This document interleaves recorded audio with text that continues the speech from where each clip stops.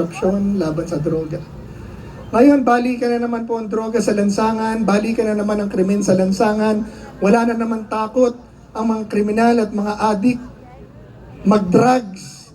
Nininervyos na naman tayo pag tayo lumalabas, wala ng kapayapaan dahil yung mga pulis natatakot na manghuli ng adik dahil hindi malinaw ang direksyon ng Pangulo at ng gobyerno. Ano ba, huhulihin ba namin to or hindi? Dahil nung minsan interviewin po ang ating Pangulo, and I'm not coming against him because of who he is, I'm just saying that this is what he said.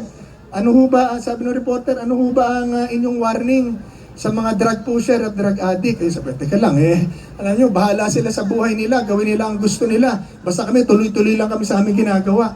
Nasabi tuloy ng mga addict sa mga pulis, sinasabi sa akin ng mga pulis sir, sabi sa akin ng addict, sir, paano yan? Di libre kami ngayon. Pag